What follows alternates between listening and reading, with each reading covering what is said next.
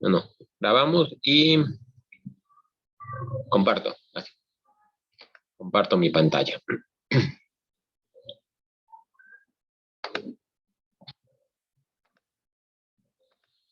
Bueno, como les decía, realmente quiero ver ahorita aunque sea muy rápidamente, lo que vieron con Carlos. Básicamente, ya revisé las notas que subieron, es lo que,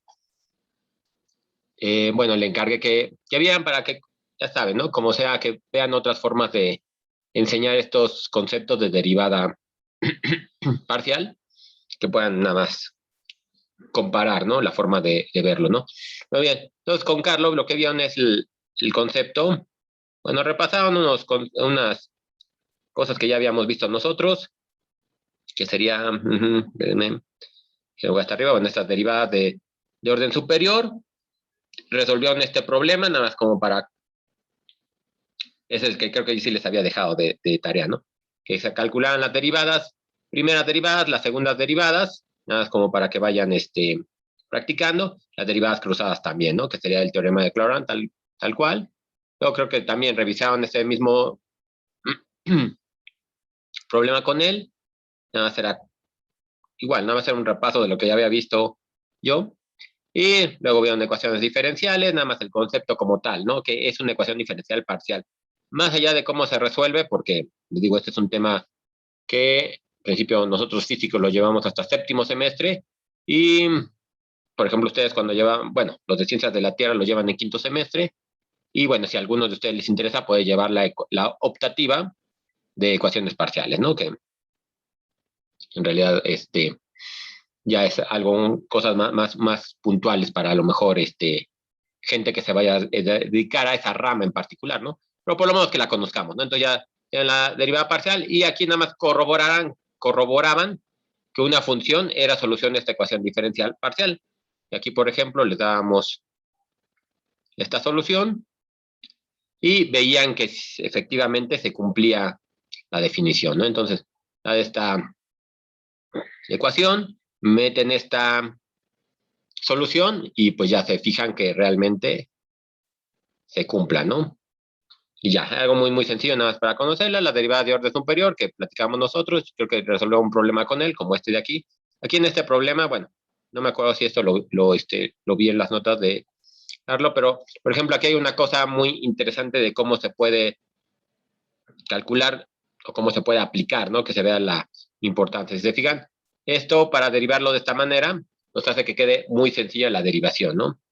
Aquí no voy a entrar en tanto detalle, yo creo que les comparto este notebook, digo, es básicamente mucho de lo que vieron con Carlos, pero nada más para que vean este problema en caso de que no lo tengan, ¿no? Luego vieron de diferenciabilidad es importante porque igual, ¿no? Se tienen muchas formas de abordar un tema y en este caso, por ejemplo, el tema de derivada de regla en la cadena lo introducimos a través del concepto de diferenciabilidad, ¿no? Ustedes aquí supongo que recordaron un poquito cuál es esto, qué significa esto, diferenciabilidad, es cómo podemos hacer la aproximación en una dimensión de una recta con una curva, que me da exactamente esta aproximación con su respectivo error, epsilon que le llamamos aquí, que sería este pedacito que está aquí, ¿no?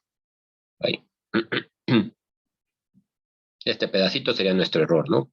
Entonces, nada más es que considerar qué tanto podemos soportar de error y manejar la aproximación, ¿no? Esto, por ejemplo, diferenciales de primer orden, como la que tengo aquí de delta y igual a la derivada por delta x, es una línea recta, ¿verdad? Podemos hacer de segundo orden, como ya vieron, de tercer orden, y ese concepto nos lleva a la serie de Taylor, ¿verdad? Serie de Taylor en una dimensión, es decir, que solo dependa de x. Ahora, esto es lo que les digo, habría que llevarlo a por lo menos dos variables, o sea, x, y z, que sea dependiente de estas dos variables independientes. Y entonces, por ejemplo, en una primera aproximación, nosotros podríamos aproximar o ajustar planos. En una segunda aproximación, podríamos ajustar paraboloides, ¿no? A la curva que tengamos, ¿no? Y sería exactamente lo mismo, nada más que en dos dimensiones, que es lo más, bueno, lo que podemos visualizar. O se puede hacer de tercer orden, cuarto orden, aunque ya obviamente tenemos que considerar todas las derivadas que se van a utilizar ahí, ya no nada más derivadas de segundo orden en una variable, sino derivadas de segundo orden en dos variables o en tres variables, ¿no? Ya les pondré las copias para que le echen un ojo al concepto. Es exactamente lo mismo, nada más ver cómo lo podemos aplicar. Pero bien, entonces, ya, eso lo revisaron. Les digo, nada más es así rápido. Lo estoy revisando porque ahorita, por ejemplo, con Carlos, vieron el concepto de cadena para una variable, bueno, para una función que depende de una variable independiente, dos variables intermedias, y ahora quiero ver también dos variables independientes, ¿no? Por eso es que nada más como revisar todos los conceptos que vieron con él, ¿no? Entonces, regla de la cadena, ocuparon ahí, pues el concepto que ya teníamos, ¿no? Este es directamente cómo se puede ver la regla de la cadena en una variable, la variable x, y cómo x depende del parámetro t. Si lo hacemos para dos variables, pues entonces tal cual, digo ya no, para no entrar en tanto detalle, nos quedaba de esta forma, ¿no? La derivada de w, por ejemplo, aquí tengo que w es una función que depende de x y de y, x depende del parámetro t y y depende del parámetro t, ¿no? Entonces, por ejemplo, aquí la derivada de w con respecto a t es igual a la parcial de la función con respecto de x por la derivada de x con respecto de t, más la parcial de f con respecto de y por la derivada de y con respecto a t. Y aquí hay una cosa importante, fíjense aquí, yo tengo una derivada total, aquí tengo una derivada parcial, y aquí tengo otra vez derivadas totales, ¿no? Tengo derivadas totales porque y solo depende de un parámetro, entonces directamente al hacer la derivada se convierte en una derivada total. Pero f sí depende de dos parámetros y entonces tenemos que hacer derivada parcial, ¿no? Y aquí nada está diciendo cómo cambia w con los cambios del parámetro t, ¿no? ¿Cómo cambian esto? Tenemos que ver el cambio en x, cómo cambia x con respecto al parámetro t, y lo mismo en y, ¿no? Cómo cambia y cómo cambia f con respecto de y, ¿no? Y aquí tenemos obviamente lo mismo, ¿no? Que tenemos que considerar, obviamente, el error. Como es un plano, lo que estamos ajustando aquí, tenemos que ver cómo se hace esto, ¿no? Bien, y digo ya para rápido, aquí tienen, por ejemplo, cómo lo podemos ver en un árbol, que le un diagrama de árbol, ¿no? Entonces aquí, por ejemplo, pueden ver que W depende de X y de Y, que esas son las variables intermedias, ¿no? En realidad, la variable realmente total sería, la variable independiente, perdón, sería el parámetro T, ¿no? Entonces aquí se puede ver muy fácilmente, digo, para entender más o que recuerden mejor cómo es esto, ¿no? Y ya, resolvemos ese ejemplo, no hay mucho problema, pues bueno, que lo chequen, ¿no? Les digo. Y luego creo que esto sí también todavía lo revisaron, ver las variables en función de tres variables, lo mismo, ¿no? Tienen la W que depende de, la función que depende de X, Y y Z, cada una de estas funciones son la variable intermedia que le llamé, la variable intermedia, y cada una de estas depende del parámetro, ¿no? Entonces, la expresión completa sería todo esto, ¿no? Como depende de W de X, como depende de Y, como depende de Z, y a su vez estas variables como dependen de T, bueno, el parámetro T como depende de X, Y y Z, ¿no? Y ya tienen esta expresión tal cual, ¿no? La misma que puse allá abajo. Y creo que resolvieron un problema ahí y ya quedó, ¿no? Y aquí, por ejemplo, bueno, no sé, no recuerdo, no, ahorita las notas tampoco, esa parte me fijé. Pero aquí les pongo un problema para que lo chequen igual, ¿no? La derivada de W con respecto a T, cuando W se define como este paraboloide que abre hacia arriba, y cuando X y Y se define de esta manera, ¿no? Entonces, nada más échale un ojo, nada más era como para regresar, bueno, acotar lo que vieron con Carlos, y entonces ahora sí, aquí tenemos, por ejemplo, las funciones que pueden ser una función que depende de X, Y y Z, pero X, Y y Z solamente depende de un parámetro, ¿no? Eso es digamos, el primer paso para ver esta regla de la cadena. Y luego este documento, si quieren, se los comparto, es lo que pensaba ver el viernes pasado, y entonces ahora sí nos podemos ver a básicamente lo que quisiera ver el día de hoy, ¿no? Que son funciones definidas por varias variables independientes, ¿no? Y seguimos exactamente en el mismo concepto. Tenemos que W depende de la función, que depende de X, Y y Z, y en este caso, por ejemplo, X, Y, Z depende de las variables R y S. R y S en este caso serían las variables realmente independientes. X, Y, Z son variables intermedias. De forma que X se puede asignar con una función, Y igual y Z igual, ¿no? Y entonces podemos escribir ya de forma más explícita la variable W como una función de la función que depende a su vez de R y de S, la función G, la función H que depende a su vez de R y de S y la función K, ¿no? Exactamente sería eso, ¿no? Y si queremos, por ejemplo, ver cómo está cambiando W, en este caso, en términos simplemente del cambio del parámetro R, el parámetro S, pues sacamos la parcial con esa variable, ¿no? Entonces, en este caso, cuando ya tenemos dos variables independientes, realmente independientes, pues directamente nos generaría un sistema de ecuaciones, ¿no? Aquí yo podría tener tantas ecuaciones como variables independientes tenga. Y yo sé, por ejemplo, de lo que vimos con diferencial, si yo quiero calcular el cambio total, no importa la dimensión que esté, ¿no? Yo puedo ver un hiperplano en cualquier tipo de dimensión, pero si quiero ver el error que tenga de este hiperplano con mi función que esté viendo, pues tendría que calcular todas sus parciales junto con todos sus diferenciales, ¿no? Que es exactamente lo que eso sí se los había comentado el miércoles pasado. Es una forma en que los físicos, bueno, las personas que hacen estudios de ver propagación de incertidumbres, lo calculan, ¿no? Exactamente ponen las parciales de todas las variables que están trabajando con su respectivo diferencial, ¿no? Y entonces podemos ver el cambio, ¿no? Pero así, ahorita viéndolo simplemente como un ente matemático, pues si les pedimos la parcial con respecto de R y la parcial con respecto de S, ¿no? En este caso, y ya, ¿no? Y aquí se los vuelvo a poner como diagrama de árbol, ¿no? Para que sea mucho más sencillo de ver. Aquí obviamente tenemos que W depende de la función y esa función tiene las variables, intermedias en este caso, X, Y y Z. Y esas funciones también dependen de otras funciones respectivas y las funciones dependen de R y de S, ¿no? Es así muy, muy esquemático viendo así que podamos escribir esto. Y entonces igual, ¿no? Como hicimos en el caso pasado, W depende de esta función, estas W también lo podemos calcular con estas diferenciales, que depende obviamente de la variable independiente, y esta variable independiente podemos ver cómo está cambiando con respecto de R, por ejemplo, en este caso, ¿no? Y entonces llegan a esta expresión, y cuando queremos ver cómo está cambiando con respecto de S, llegan a esta expresión. Chequen que no lo combinamos aquí, ¿no? Si queremos ver el cambio con respecto de R, únicamente vemos cómo cambia con respecto de R. Si por otro lado queremos hacerlo el cambio con respecto a ese, vemos por otro lado el cambio con respecto a ese, ¿no? No los combinamos. Aquí, por ejemplo, un ejemplo relativamente sencillo. Tengo aquí una superficie que no puedo graficar porque está en 4 dimensiones, que tengo la variable W que depende de X más 2Y más Z cuadrada.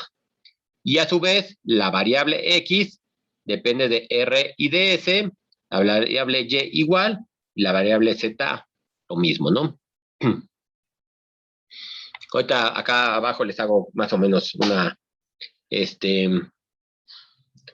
analogía con la temperatura. Creo que lo hice arriba, que luego leanlo con calma. Aquí, como les comento, si por ejemplo quisiéramos hacer un mapeo de la temperatura de la Tierra, digamos, a un objeto en 3 dimensiones, por ejemplo, estas X, Y, Z, que serían donde yo quiero ir mapeando mi temperatura, podría ser que dependieran de la latitud y de la longitud de la Tierra, ¿no? De manera que un punto con una cierta longitud y latitud lo manda un valor X. Un punto con otra longitud y latitud lo manda un valor Y y así, ¿no? Nos vamos a ir haciendo el mapeo en 3 dimensiones, pero estamos tomando la temperatura, ¿no? Es eso, aunque sea una gráfica en 4 dimensiones, estamos nada más viendo cómo está comportándose la temperatura en términos de las variables que podemos conocer en la Tierra, ¿no? Ese es un ejemplo. Y podemos tener muchos más depende de la cantidad de variables que tengamos, nada más es cosa de ver la interpretación.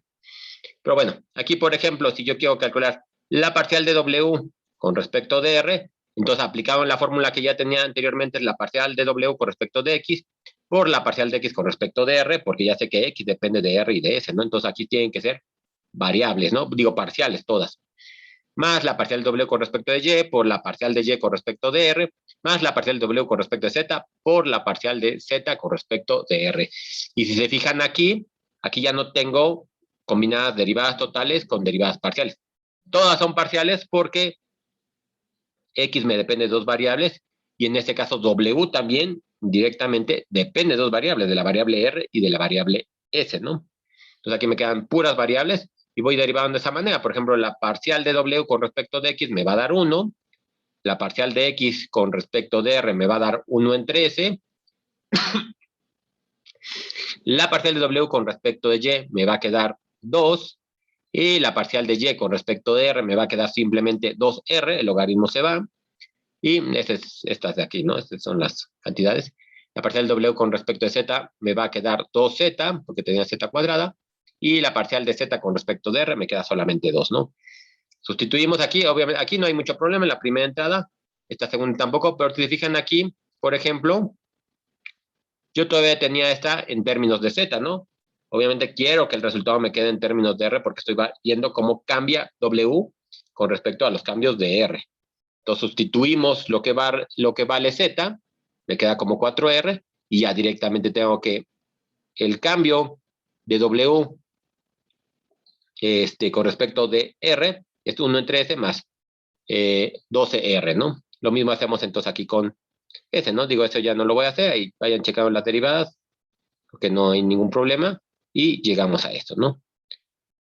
Y ahora, bueno, obviamente como para trabajo para ustedes, pues que lo revisen, ¿no? Y entonces aquí les pido, por ejemplo, calcular la parcial de W con respecto de R y con respecto de S con estas definiciones. Vuelvo a tener aquí un paraboloide que abre hacia arriba, ese todavía lo podemos visualizar, pero tengo definida a X de esta forma y a Y de esta forma, ¿no? Entonces, con calma vayan haciendo nada más para repasar las derivadas parciales que ustedes ya se saben, que vayan viendo cómo es el cambio, ¿no? Cuando cambia estas variables, ¿no? Bien, esto es nada más directamente aplicando la regla de la cadena, como ya la habíamos visto. En realidad nada más fue como hacer una generalización de lo que ya habíamos explicado, ¿no? Pero aquí vemos una aplicación bastante interesante que nos simplifica mucho la existencia, ¿no? Piensen, por ejemplo, que ahora yo puedo definir una función de forma implícita, ¿no? Yo puedo poder tener esta función que depende de X y de Y, pero escrita de esta manera, ¿no? Es decir, yo pongo todo de un lado, obviamente lo igualo a 0 para que pueda hacer una ecuación, o lo igualo a una constante. Pero entonces, en este caso, si yo quisiera, por ejemplo, sacar la derivada de Y con respecto a X, por ejemplo, entonces tendría que despejarlo, ¿no? Pero a lo mejor no puedo hacerlo, ¿no? Entonces podemos utilizar la definición de derivada parcial ahora para definir esta derivación implícita, ¿no? Entonces, por ejemplo, aquí yo estoy definiendo esta función que depende de X y de Y, o sea, tengo las dos variables ahí metidas, la estoy igualando a 0 porque, bueno, así las puse, y eso es mi W, ¿no? Así es como estoy definiendo W. Si ahora derivamos W, obviamente, por un lado, la derivada de 0 o de una constante va a ser 0, eso no va a cambiar. Tengo que la derivada de W con respecto de X, como nada más estoy pensando una derivada total que depende, X es mi derivada, mi función independiente, pero lo pongo como derivada total, y me va a quedar, por regla de la cadena, la parcial de F con respecto de X por la derivada de X con respecto de X, ¿no? Más la parcial de F con respecto de Y por la derivada de Y con respecto de X, ¿no? Directamente me queda aquí al aplicar regla de la cadena. Obviamente el 0 sigue siendo 0. Aquí la derivada de X con respecto de X es un 1. Y esto me queda así, ¿no? La expresión con respecto de Y no la conozco, la derivada, pues ya la puedo yo de aquí escribir, ¿no? Si se fijan aquí, simplemente, si yo aseguro que la derivada de Y o la parcial con respecto de Y es diferente de 0, nada para que esté todo bien definido, entonces yo puedo aquí despejarlo. Aquí tengo este valor, lo puedo pasar restando, y esto que está multiplicando el de Y en dx lo puedo pasar dividiendo, ¿no? Y si se fijan, entonces la derivada de Y con respecto de X me queda en esta forma tan simple, ¿no? Que es menos la parcial con respecto de X entre la parcial con respecto de Y. Y ya, simplemente tendrá que aplicar esa ecuación a la que ya llegamos ahorita. Por ejemplo, si yo les pidiera calcular unas derivadas implícitas, pues directamente ustedes podrían aplicarlo. Vamos a ver un ejemplo, ¿no? Bueno, antes de ver el ejemplo que tengo aquí, nada más aquí pongo la definición formal, ¿no? Como para establecerlo, ¿no? Entonces, si tenemos que f mayúscula, en este caso esta función es derivable, y depende de la variable x, es decir, que depende, es derivable con respecto a x, y esto lo aseguro, entonces tengo esto de acá, ¿no? Simplemente lo que acabamos de demostrar, aquí nada más lo enuncio en un solo renglón, ¿no? Y entonces ahora sí, por ejemplo, si les pregunto calcular, o si les pido calcular dy en dx de esta función, ustedes tienen dos caminos, ¿no? El conocido, el que ya sabíamos, que es directamente derivar como sabíamos, ¿no? De forma implícita. Entonces me va a quedar 2y por la derivada de y con respecto de x, menos 2x, menos la derivada de esta función, que es una composición del argumento, ¿no? Entonces me va a quedar la derivada del seno, es el coseno, y la derivada del argumento sería el primero por la derivada del segundo, más el segundo por la derivada del primero, pero como es la derivada de x con respecto a x, directamente me queda 1, ¿no? Entonces ya me queda aquí este dy en dx, y me quedo acá también este dy en dx, ¿no? Si nosotros quisiéramos trabajar como veníamos haciendo hasta ahorita, pues habría que hacer las multiplicaciones, despejar dy en dx y ya, ¿no? Ya nos quedaba, ¿no? Entonces, primero derivamos y luego despejamos y ya lo dejamos solito eso, ¿no? Pero vamos a hacerlo con la otra metodología que acabamos de ver, ¿no? Por ejemplo, en este caso tengo igual, ¿no? Mi función definida de esta manera, ¿no? Ya sé que está igualada a 0, así la dejo, ¿no? Entonces tengo mi función, saco la parcial con respecto de x y la parcial con respecto de y. Esa no está en nada difícil. Aquí saco la parcial con respecto de x, bueno, de aquí directamente. La derivada de y con respecto de x, yo sé que esa es una, así como la estoy tomando aquí, es una variable independiente, entonces me hace 0 la parcial, viéndolo como parcial. Entonces me hace 0, ya no lo considero y nada, me queda menos 2x menos la derivada del seno, es el coseno de x por la derivada de lo de adentro, pero la derivada de lo de adentro es exactamente como esto, ¿no? X por dy en dx más y por dx en dx, ¿no? Obviamente esta de aquí la tomo como 0 porque estoy haciendo derivadas parciales, y entonces solo me va a quedar el y que está multiplicando, ¿no? Entonces directamente ya tengo que la parcial de esa función es esto de aquí. Ahora saco la parcial con respecto de y. Igual en este caso me va a quedar 2y, eso sí ya lo puedo poner a derivada, si se mantiene. Menos x cuadrada se hace 0, porque no depende de y.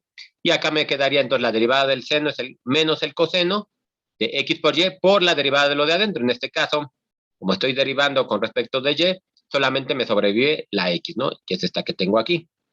Y ya, entonces yo sé por definición que la derivada de y con respecto de x es ese cociente, ¿no? Entonces, nada más lo apliqué, lo que yo tenía en las derivadas, aquí lo tengo. Factoricé aquí un menos, si te fijas aquí tengo menos, menos, y aquí tengo otro menos. Este menos es el de la expresión, este sale de la derivación. Entonces se me van y ya nada más me queda de esta forma. Entonces ustedes nada más, un poquito de ya su primer tarea moral, es que verifiquen que efectivamente la derivada implícita la podemos obtener de esta forma. O sea, yo ya sé que es esta expresión. Ahora nada más de aquí despejen el valor de y en dx como siempre lo habíamos hecho para verificar que nos salga exactamente esto de aquí, ¿no? Ya es muy fácil encontrar las derivadas. Y ahora, también podemos tener para 3 variables, ¿no? Obviamente esta nada fue para una función que dependía de x y de y, pero no hay ningún problema que yo la pueda establecer también para una función f mayúscula que depende de x, y z, ¿no? En este caso, y eso igualado a 0. Tengo nada más la función que es dependiente de las 3, ¿no? Obviamente, esta es de la f mayúscula, ¿no? Así la definí.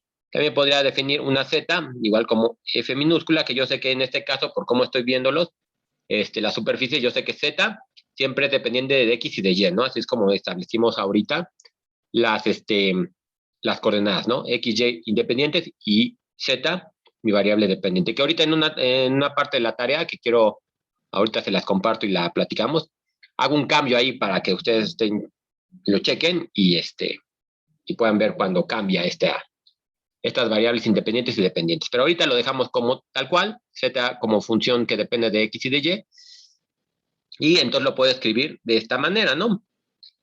F que depende de X, y Z que depende también de X, Y, ¿no? Y esto es igual a 0 de la Z, de la F mayúscula que yo había calculado, ¿no? Entonces, obviamente, por cuestiones de establecer que todo está bien definido, nada más pedimos que sean derivables, y entonces aplicamos regla de la cadena, ¿no? Por ejemplo, a esta ecuación me va a quedar que 0, porque la derivada de 0 es 0. La parcial de F mayúscula con respecto de X por la parcial de X con respecto de X, ¿no? Más la parcial de F con respecto de Y por la parcial de Y con respecto de X, más, como lo tengo aquí definido, la parcial de F con respecto de Z por la parcial de Z con respecto de X, ¿no? En este caso, obviamente, Y es una variable independiente, como lo habíamos tomado, y entonces la parcial con respecto de X me tiene que ser 0, ¿verdad? Entonces nada más me va a quedar la parcial con respecto de X, que multiplicada por 1, más este es 0, que se me va a eliminar, y la parcial de Z con respecto, la parcial de F con respecto de Z, pues esta de acá, ¿no? Y se fijan, lo único que tenemos que hacer es despejar. Bueno, aquí ya me quité este término con respecto de Y luego despejamos, ¿no? Aquí nada más lo escribo así, nada más para quitarme ese 0, y directamente entonces yo lo puedo despejar, ¿no? Paso la parcial con respecto de X restando, y la parcial con respecto de Z la paso dividiendo, y entonces ya me va a quedar estas dos expresiones. Tengo la parcial de Z con respecto de X, es esta de acá, y la parcial de Z con respecto de Y es esta de acá, ¿no? Entonces, muy, muy sencillo, podemos hacer estas derivadas. Simplemente tenemos que ver cuál es la variable dependiente y cuál es la variable independiente, ¿no? Entonces, ya. Aquí, bueno, nada más el siguiente párrafo es como para especificar que todo esté bien definido. Entonces, nada más pedimos que estén las derivadas parciales bien definidas, que sean continuas en la región abierta y definidas en un punto, y ya, ¿no? Directamente. Entonces, por ejemplo, ahora sí, vamos a ver un ejemplo. Quiero calcular la parcial de Z con respecto a X y la parcial de Z con respecto a Y de esta función. Se fijan igual, ¿no? Aquí esta la podríamos establecer si quisiéramos encontrar la derivada parcial de Z con respecto de X, pues esta directamente la podríamos escribir igual, ¿no? Podría poner 3X cuadrada más 2Z por la parcial de Z con respecto de X. Digo, aquí le pongo parcial porque ya sabemos que depende aparte de Y, ¿no? Más, aquí ya se empieza a complicar, ¿no? El primero, por la derivada del segundo, aquí la derivada del segundo es con respecto de X, entonces me va a quedar Z a la XZ, más la derivada de este de acá con respecto de X sería, bueno, claro, aquí me falta el primero por la derivada del segundo, más el segundo por la derivada del primero, pero la derivada del primero aquí con respecto de Y, de X Y con respecto de X, eso sería 0, ¿verdad? Entonces ese ya me queda, porque estamos usando la de Z, ¿no? Z es la que sabemos que es dependiente. Entonces ya me queda así. Y ahora sí, el último término sería el primero por la derivada del segundo. Sabemos que la derivada del segundo va a ser 0, más el segundo por la derivada del primero, ¿no? Entonces sería coseno de Y por la parcial de Z con respecto de X, y eso es igual a 0, ¿no? Entonces eso ya no sería cosa que lo despejaran, que lo escribieran bonito y vean cómo llega, ¿no? Ese es como igual, ¿no? El primer caso que habíamos visto, como lo habíamos visto hasta ahora, pero lo podemos hacer por las parciales, ¿no? Entonces tengo, por ejemplo, la derivada parcial de X, de la función con respecto de X, de esta función, simplemente me va a quedar 3X cuadrada, este de aquí no tiene X, estoy sacando parciales, este de aquí me va a quedar ZY por E a la X por Z, y el otro término se me hace 0, y este de aquí que no depende de X, todo se me hace 0, ¿verdad? Lo mismo para Y, este de aquí se me hace 0, este de aquí se me hace 0, este de aquí sería la derivada de y con respecto de y es 1, entonces me queda e a la x por z, y la derivada del coseno es menos seno, menos z coseno de y, ¿no? Ya tenemos esa derivada. Sacamos la derivada de z, ya, digamos, los voy a dejar así directamente. Ya nada, ustedes si quieren corroboren que no se me haya ido como siempre ninguna expresión ahí, algún signo o algo que lo haya derivado mal. Nada más verifiquen, en principio estas tres son mis derivadas parciales y sustituimos, ¿no? Entonces tenemos la parcial de z con respecto de x, la parcial de z con respecto de y en principio me queda esto de aquí, en este caso, y esto de acá, en el otro caso, ¿no? Realmente es bastante cómoda esta notación para sacar derivadas implícitas, ¿no? Entonces hay nada más esa parte es como para que la verifiquen ustedes, nada, no tienen que hacer mucho más. Y lo que sí les pido es que hagan como de tarea moral, como siempre, es que saquen las parciales de z con respecto de x, la parcial de z con respecto de y, de esta expresión, ¿no? Entonces nada más verifíquenlo, vean que se tienen que ir aplicando estos conceptos o estas fórmulas a las que llegamos y está nada más hacer las derivadas parciales, ¿no? Y aquí, por ejemplo, bueno, ya que tenemos esas derivadas, o sea, esa fue una aplicación, ¿no? Por un lado habíamos definido las reglas de la cadena, ahorita nos vimos una aplicación, pero aquí, por ejemplo, ya les pongo las funciones de varias variables, ¿no? Ahora sí cuando tenemos el término general, ¿no? Por ejemplo, podemos tener ahora un término completamente general en donde W depende de una función que depende de n variables. Aquí le pongo x, y por ejemplo pongo aquí en general un vector, ¿no? Podemos hacer que depende de un vector de la cantidad de entradas que querramos. Y en este caso, estas variables x, y todas las que están dentro de ese vector también dependen de estas variables independientes. Otra vez, estas son las variables realmente independientes. X, y el vector, lo que esté dentro del vector serían las variables intermedias, ¿no? Como le estamos manejando aquí. Y como les había dicho, voy a tener tantas ecuaciones como variables independientes tenga. Por ejemplo, si queremos calcular cómo cambia W en términos de los cambios de P, pues yo puedo establecer esta ecuación, ¿no? La parcial de W con respecto de P es igual a la parcial de W con respecto de X por la parcial de X con respecto de P, más la parcial de W con respecto de Y así nos seguimos con todas las variables intermedias que queramos, ¿no? Todas las demás están viendo con respecto de la variable P, ¿no? En este caso es la que estamos verificando.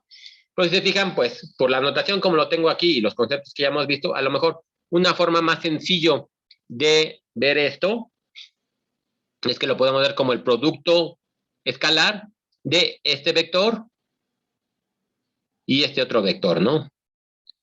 Entonces, si se fijan, tiene muchas ganancias que lo veamos de esta manera, porque aquí tengo, en este vector, solamente estoy viendo cómo está cambiando W con respecto a sus variables intermedias, con respecto a X, a Y y a todas las que están dentro de B.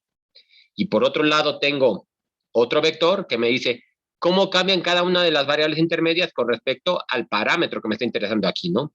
Yo hago el producto escalar, sería este por este, más este por este, más tal, tal, tal, más este por este, todos, ¿no?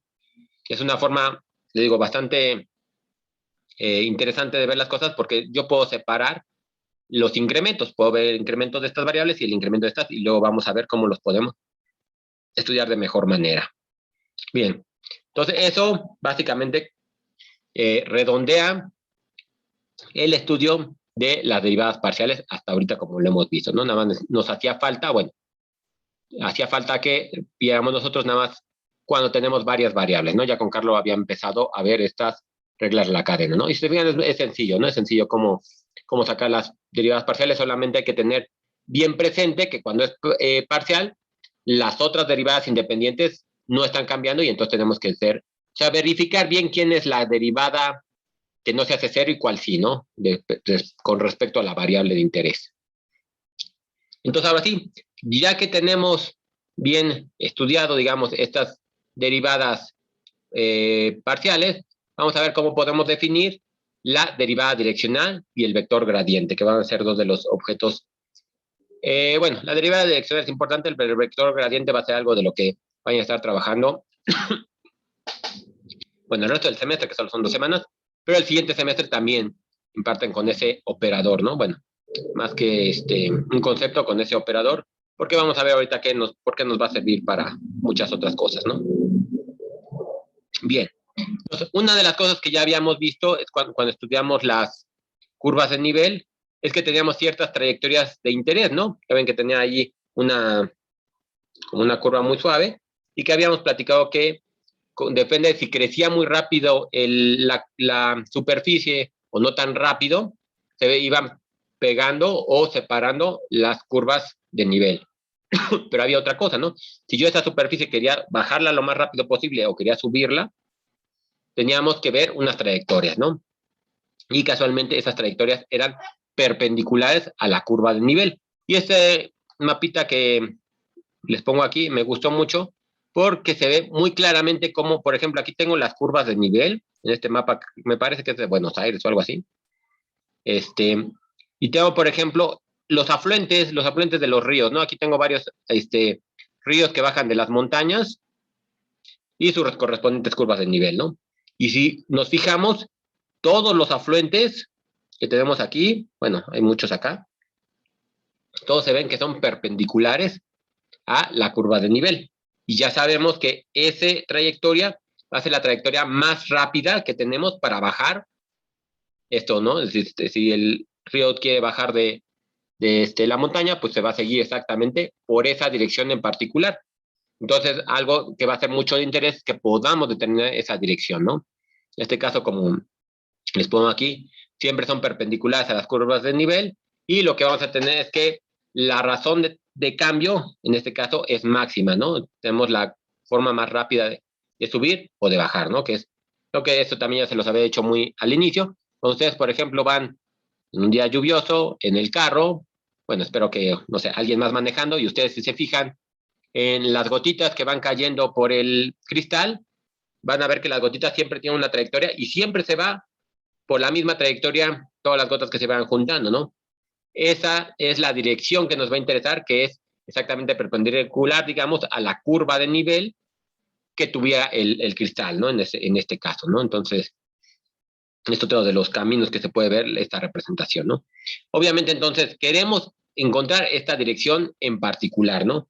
Pero, bueno, esa es una dirección particular. A lo mejor podríamos querer determinar otras direcciones, ¿no? Entonces, queremos, por ejemplo, determinar la derivada direccional de un conjunto de curvas, ¿no? Por ejemplo, yo ya sé que en esa dirección es el cambio, la tasa máxima, ¿no? Pero yo podría querer caminar en otra dirección, ¿no? A lo mejor yo sé que si quiero subir una montaña, pues me tengo que ir perpendicular completamente a ella para subirla lo más rápido posible, pero obviamente hay ocasiones en que no se puede hacer esto por diferentes cosas, ¿no? Entonces a lo mejor yo podría ir siguiendo otra trayectoria que me vaya ayudando, pero me interesaría, por ejemplo, ver qué tanto va aumentando mi altura con la trayectoria que yo vaya haciendo, ¿no? Ya tengo una dirección en particular, entonces me interesaría ver cómo va cambiando en esa dirección la altura a la que me encuentro, ¿no? Eso sería la deriva direccional, ¿no? Y, por ejemplo, ustedes lo que vieron, déjenme regreso tantito, es que eso fue algo que vieron todavía con Carlos, déjenme acá.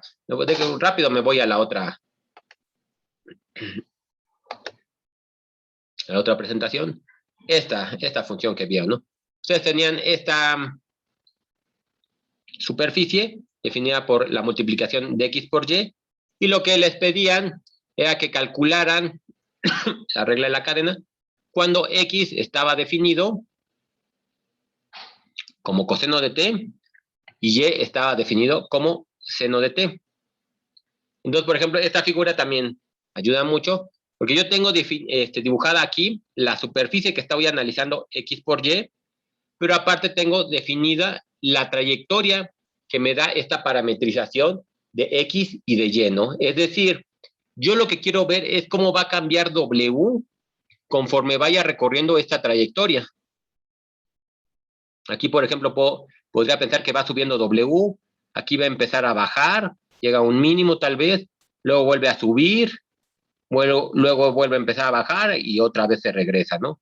Entonces, eso es lo que me está diciendo también la regla de la cadena, ¿no? Yo en una trayectoria en particular voy a ver cómo se está comportando bueno, valga la palabra, cómo es el comportamiento de esta superficie.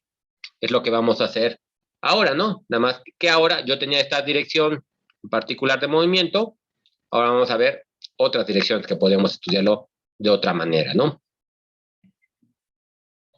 Entonces, aquí, nada más así como para poner en forma explícita lo que les acabo de decir, tenía esta superficie con esta parametrización de X y de Y. Yo sabía, por ejemplo, cómo se comportaba la superficie siguiendo la trayectoria de X y de Y y que está definida a su vez por el parámetro T, ¿no? Por ejemplo, ahora, esto es, bueno, un caso más, un poco más complejo, pero un poco más complejo, pero no lo suficientemente complejo para ahorita de lo que queremos estudiar. Ahorita vamos a una cosa más sencilla todavía, pero nos puede ir dando una idea de cómo se está comportando. Por ejemplo, nosotros también podríamos pensar en una trayectoria recta. Tenemos una recta entonces que está definida a lo mejor por su longitud de arco y por un vector en una dirección U, por ejemplo, bueno, aquí como les pongo, tenemos aquí a lo mejor el parámetro T define la longitud de arco y el vector U me está definiendo una dirección en particular. Y a lo mejor queremos ver cómo va a cambiar en la dirección de ese vector. Yo nada más tendría que hacer más chiquito o más grande el parámetro T, que me va a decir entonces conforme vaya recorriendo la recta, ¿no? Es lo que estoy viendo, cómo va a cambiar la trayectoria conforme vaya moviendo sobre esa recta, ¿no? Entonces, bueno, los pongo y entonces aquí les pongo ya la definición formal, ¿no? Supongamos que tenemos la trayectoria, digo, la superficie definida por esta función y nos paramos en un punto. También va a ser importante que vamos a empezar en un punto, porque a partir de un punto yo puedo definir las diferentes trayectorias, ¿no? Para definir una trayectoria siempre necesito un origen a partir del cual me voy a mover, ¿no? Entonces, tengo un punto y entonces yo podría definir a través de un vector unitario, que me lo pongo así para que quede bien claro, quién es U1 y quién es un 2, a través de un vector unitario, yo puedo definir una dirección. Y entonces, yo las coordenadas X y Y las puedo definir a través del concepto, el vector unitario y del punto inicial, ¿no? Entonces, yo sé cómo va variando X, por ejemplo, en esa dirección del vector, del vector U, yo nada más incremento el valor de ese o lo decremento si me muevo mucho o poco, pero en esa dirección en particular. Ya si hago la combinación de X y de Y, entonces me puedo hacer un movimiento más general en el plano, ¿no? Pero si se fijan, X y Y sí está definido exclusivamente por la dirección del vector U y por el parámetro S en este caso, que les digo podría ser la longitud de arco. Entonces, si queremos ver entonces cómo va cambiando la trayectoria conforme vamos moviéndonos en esa dirección, podríamos sacar el cambio con respecto de ese, que ya sabemos que esa es la longitud de ese vector. Y en ese caso, por ejemplo, podríamos definirlo así, ¿no? Como lo habíamos estado poniendo. Voy a ver el cambio de F con respecto de S en el punto P, así nada más lo pongo aquí para que quede bien claro. En el punto P0, en la dirección U, está definido por el límite cuando S tiende a 0 de F de X0 más S por U1, que eso me está definiendo mi valor X. Es cualquier valor X dependiendo de un valor de S, pero definido en esa dirección, ¿no? Y0 más S por U2, lo mismo, ¿no? Me define cualquier punto Y, pero en la dirección de ese vector U2, ¿no? Y a eso, como ya habíamos definido razones de cambio, le restamos el punto inicial, ¿no? Yo tengo un punto donde me estoy parando inicialmente y nada más veo en esta dirección cómo me voy a mover. Y ya sabemos que queremos hacer el cambio infinitesimal o instantáneo en esa dirección, por eso es que estamos aplicando el límite. Entonces tengo esta definición para definir la derivada direccional o la tasa de cambio de la función en esa dirección, ¿verdad? Es como lo habíamos definido, ¿no? Va a ser siempre en la dirección del vector U, pero esto también va a ser este cambio siempre que el límite exista, ¿no? También siempre es importante tener eso en consideración, ¿no? Todo esto tiene sentido cuando el límite se puede calcular. Bien, entonces, esa ya es la definición, nada más aquí es una forma de que muchas veces lo pueden denotar en los libros, para que nada más lo tengan en consideración. A veces utilizan la D mayúscula y le ponen como subíndice el U. De esta forma se puede saber que es la derivada en la dirección de U de la función F con respecto o en el punto P0, ¿no? Ahí ya tenemos toda la información que necesitábamos. En un punto en particular y en una dirección en particular. Bien, entonces, básicamente, por ejemplo, también lo que ya hemos calculado hasta ahorita sean derivadas direccionales, pero en direcciones muy específicas. La derivada parcial con respecto de X o con respecto a Y me está diciendo la tasa de cambio en la dirección de X, ¿no? O la derivada parcial en la dirección de Y me va a decir la tasa de cambio de la función en la dirección de Y. Son las que ya habíamos conocido, ¿no? O sea, de alguna forma ya habíamos trabajado con derivadas direccionales, pero esto lo estamos generalizando a cualquier dirección, ya no nada más una dirección particular de X o Y o Z o de las variables que tenemos en la base, ¿no? Ya saben que una base es lo que nos está estableciendo un espacio, un poquito de lo que vimos, bueno, que ustedes vieron durante el paro, las bases nos van a establecer los espacios y lo van a ver más en detalle cuando vean su curso de álgebra lineal, ¿no? Pero bueno, vamos a ver ahora cómo podemos calcular estas derivadas direccionales ya en cualquier dirección, ¿no? Digo, ahorita lo vamos a ver nada más como concepto general, como lo hicimos con límites, luego ya nos podemos ver cómo lo podemos automatizar, bueno, no automatizar, sino podemos generalizar y hacer más rápido estos cálculos, ¿no? Entonces, por ejemplo, empleando la definición, obtengan la derivada de esta función, es decir, la tasa de cambio de la función en el punto P0 definido como 1,2 y en la dirección de este vector unitario. Acuérdense que en esta definición que tenemos de recta, siempre necesitamos que el vector sea unitario, de forma que no nos aporte ningún componente de magnitud, en este caso a la S que estamos ocupando, ¿no? Por eso que necesitamos que sea unitario. Entonces, directamente ocupamos esa definición que ya habíamos escrito. Esta es la definición como tal, ¿no? Y aquí lo único que hago es a la definición que tenía, le aplico el concepto del vector, ¿no? Digo, sí, el vector unitario, ¿no? Para que me quede más claro en qué dirección lo voy a hacer. Entonces, aquí me queda, por ejemplo, x0 es igual a 1, u1 es igual a 1 entre raíz de 2, y y0 es igual a 2, este está acá, y igual, en este caso también, u2 es igual a 1 sobre raíz de 2, ¿no? Entonces tengo la función aplicada en ese punto, menos el punto en particular, ¿no? Así es como, igualito así lo hicimos cuando calculamos las derivadas originalmente, ¿no? Nada más ahora estamos considerando la dirección. Ya que tengo mi argumento sobre quién estoy aplicando la función, entonces ahora sí puedo aplicar la definición de la función, ¿no? Entonces aquí tengo que a la x la voy a elevar al cuadrado y luego voy a multiplicar x por y, ¿no? Entonces a la x la multiplico al cuadrado y luego multiplico x por y, así como establecí aquí, ¿no? Y la función evaluada en el punto P0, pues es igual, ¿no? X0 al cuadrado más X0 por Y0, que me queda 1 por 2. Y desarrollamos, ese ya no hay mucho problema, déjenme quito este, nada más para que sea más fácil de ver.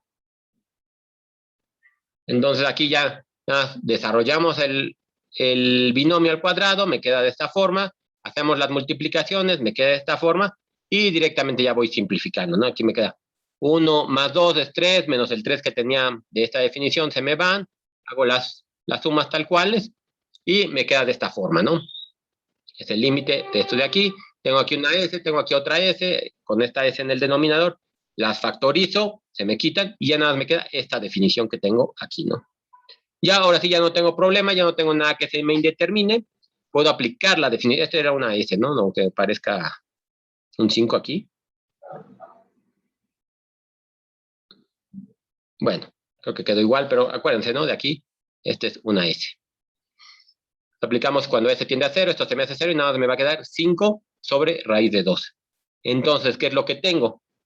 Que la tasa de cambio de la función x cuadrada más x por y en el punto 1,2 en la dirección del vector u es 5 sobre raíz de 2, ¿no? Entonces yo ya sé, en esa dirección, si estuviera yo subiendo, por ejemplo, un cerro, un monte que estuviera más o menos, que tuviera esta forma, y yo me estoy moviendo en esa dirección, pues yo ya podría ir sabiendo, bueno, yo ya sé qué tanto voy subiendo, ¿no? A lo mejor no es la mejor forma de subir, digo, no es la máxima forma de ganar altura, pero es la que yo voy a ir siguiendo y ya podría ir yo analizándolo, ¿no? Esa es una trayectoria muy sencilla, nada más con rectas. Y por ejemplo, aquí lo que les pongo es, yo ya para terminar esta parte, y ahorita nada más rápidamente les muestro lo de la tarea que les decía. Bueno, yo supongo que algunos ya lo vieron. Aquí, por ejemplo, tengo mi superficie como tal. Esta es la que estamos, estamos analizando. Y tengo un punto aquí, que es donde me voy a fijar. Yo en ese punto quiero en esta dirección. Como lo puse aquí en el origen para que fuera más fácil de ver. Pero en realidad entonces lo que tendría que ver es en esa dirección que sería como pensar como por acá, cómo voy a ir ganando altura, ¿no? En ese caso, ¿no? Porque esa dirección, podría ser a lo mejor la dirección contraria, ¿no? Que esta flecha estuviera apuntando en la dirección contraria, es decir, como hacia acá. Y entonces a lo mejor yo podría ver qué tan rápido me estoy moviendo en esta. Y podría ser diferentes trayectorias, ¿no? A lo mejor podría ver yo cómo me incremento la altura hacia acá, o cómo incremento hacia acá, o cómo decremento hacia acá, ya dependiendo de la dirección del vector, ¿no? Pero yo podría ver las diferencias. Y si se fijan, aquí se ve muy claramente cómo en algunas direcciones subo más rápido y en otras no subo tan rápido, voy un poco más despacio, y en otras el decremento es lo mismo, ¿no?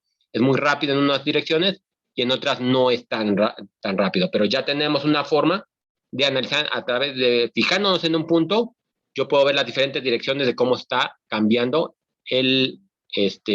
la curva, ¿no? La superficie.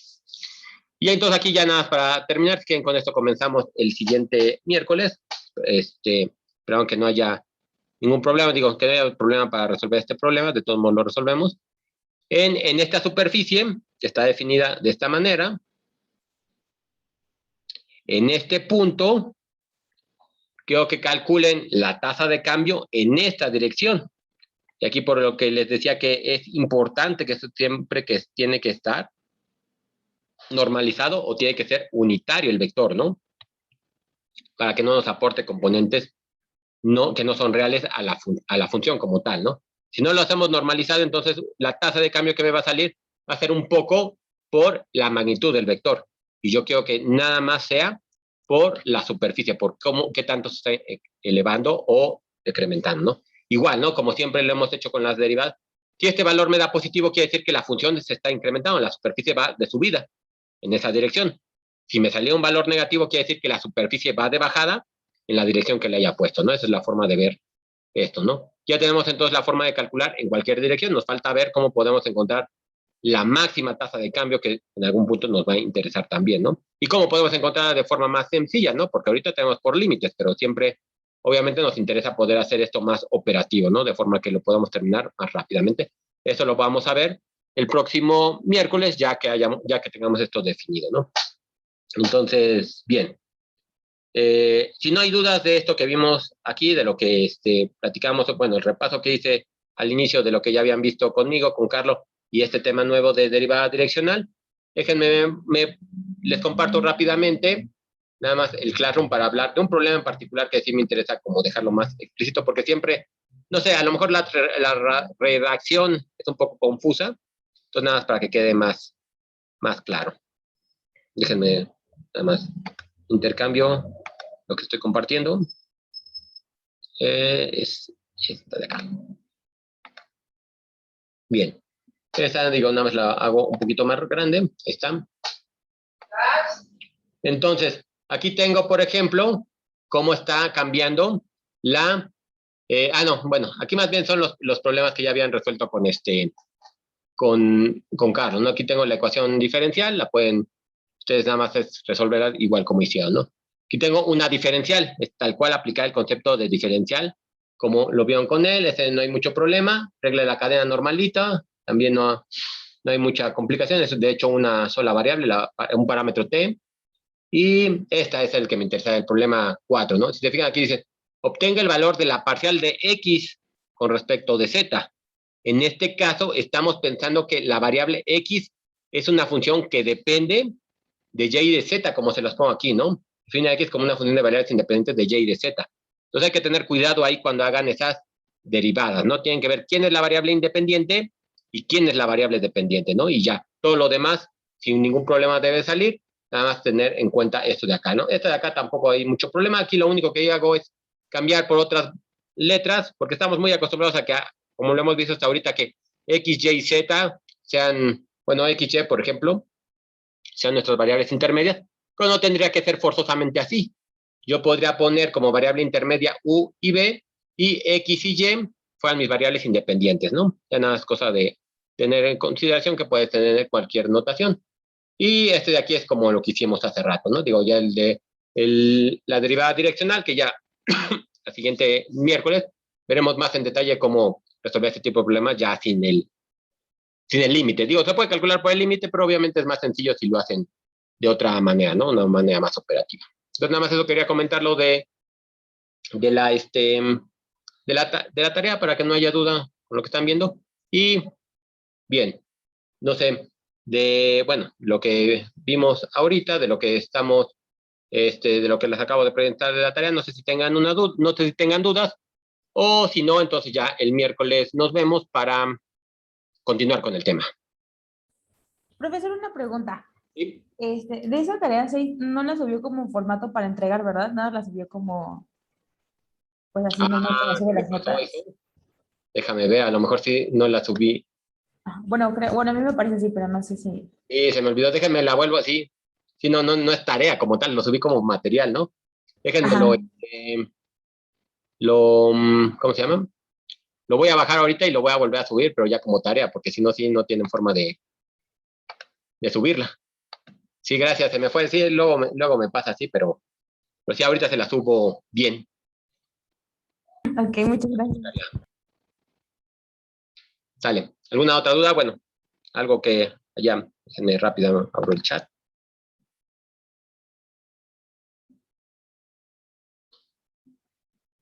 Déjame ver la tarea. Ah, sí, también de esa tarea, bueno, no sé si sea ese problema, pero la tarea 5 les había subido algo de material que ahorita lo platico. Ok, sí. La tarea, de aquí que les había dicho es encontrar el límite de las siguientes funciones. Acuérdense, entonces tendríamos que ver por trayectorias. La forma general es, en este caso, tenemos que asegurar que todas las trayectorias, que el límite existe en todas las trayectorias. Hay una metodología que en muchos libros la ocupan más, es la de polares. También es una forma, nada más tienen que ir cambiando el radio, pero tienen que estar tener mucho cuidado con el ángulo, porque si nada más cambian el radio a que tienda a cero, pero el ángulo no lo cambian, podría pensarse que están ocupando solamente una trayectoria en particular, una línea recta. Ya ven que cuando se grafica en polares, que variamos el radio, pero el ángulo no lo cambiamos, es una línea recta como tal, ¿no? Con un cierto inclinación. Entonces pueden ocupar también polares o pueden hacerlo por las trayectorias que habíamos visto vamos a verlo por el eje de las X, por el eje de las Y, a lo mejor por una parábola X igual a Y cuadrada, o por otra palabra Y igual a X cuadrada, y ver, lo que vamos a esperar aquí es que en algún punto no se tenga el mismo límite, ¿no? Que es lo más sencillo ahorita para demostrar que el límite no existe, ¿no? Para demostrar que el límite existe tendríamos que irnos a epsilon y delta, pero no quiero llegar hasta allá. Aquí nada sería que probaran con diferentes trayectorias. Lo más sencillo, como lo vimos en clase, es eso, ¿no? Primero prueben cuando x es igual a 0, cuando y es igual a 0, cuando x es igual a y cuadrada, x es igual a y cuadrada, cuando y es igual a x cuadrada, y así lo pueden ver. Si ya, por ejemplo, para parábolas les queda que los límites son iguales, ya lo pueden dejar hasta ahí, decir, todo parece indicar que el límite existe. No lo hagan mucho más complejo, porque o sea, no pararíamos, ¿no? Si tuviéramos que probar todas las trayectorias, nunca acabaríamos. Entonces déjenlo hasta ahí, ¿no? Aquí, en esta consideración, en consideración con eso, le subí este, ¿cómo se llama? Esta página que lo que me está diciendo es, bueno, en realidad me está diciendo, bueno, alguien hizo esa pregunta, ¿no? ¿Cómo lo podemos ver en coordenadas? Me gusta mucho esta página porque en realidad, pues, son preguntas que hace la gente y se les contestan los mismos usuarios, ¿no? Son bastante interesantes. Entonces, se fijan aquí exactamente, dice, ¿cómo puedo utilizar esto utilizando coordenadas polares, no? Si se supone que no existe y me da que sí existe y resuelve el problema y está bastante bien. Y tienen varias respuestas, se fijan, aquí tienen todas las respuestas que han dado diferentes personas. Aquí puso hasta una grafiquita con animación, está bonito, ¿no? Pero eso les puede ayudar mucho para ver eso. Entonces, pueden hacerlo por cartesianas polares, pero nada más tengan en consideración que eso, ¿no? Tienen que variar también el ángulo teta. No sé si ese era, sí, sea la función que me decías, ¿no? El problema 3. Y lo que digamos, sería lo interesante o complejo. Esos son trayectorias en 2 dimensiones, no hay mucho problema. Pero entonces aquí lo difícil a lo mejor sería el problema B, porque el problema B tenemos una trayectoria en 3 dimensiones. Entonces lo pueden utilizar ustedes con rectas, pero ¿cómo se ve la recta en el espacio de 3 dimensiones? Entonces tendrían que parametrizar la recta, que es como habíamos visto que se puede ver. Entonces utilizan una parametrización general para la recta y vean cómo va cambiando. Igual se puede hacer por el eje X tomando Y y Z igual a 0, tomando por el eje Z, tomando X y Y igual a 0. Esto es lo más sencillo, nada más por los ejes. Si uno de los ejes ya les da diferente, digo, diferente de 0, pues ya se acaba, ¿no? Si no, entonces tendrán que tomar rectas parametrizadas en el espacio de 3 dimensiones y vean, y rectas que pasen obviamente por el origen, ¿no? Eso es lo más sencillo. Yo creo que en ese aspecto, si no mal recuerdo, como les decía, creo que no existe ninguno de los dos límites, pero bueno, échenle un ojo y chequenlo, ¿no? A ver qué les da, pero eso sería la metodología para resolver ese problema 3. Más o menos.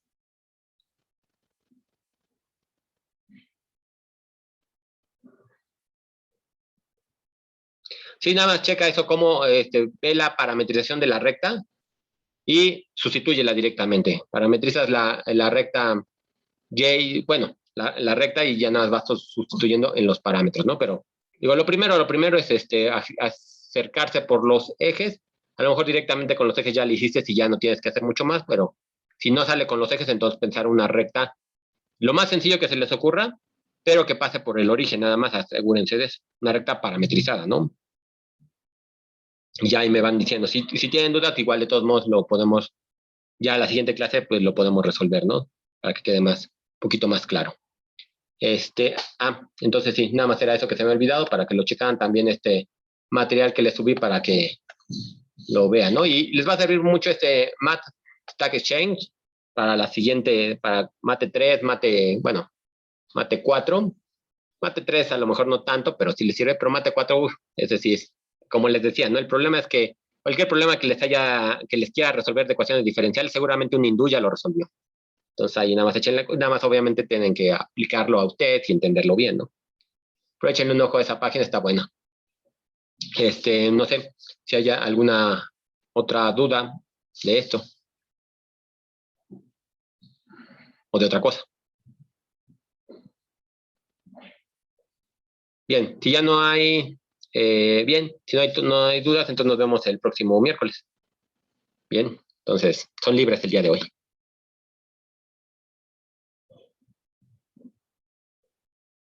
Sale de nada, ya dejo de compartir entonces y dejo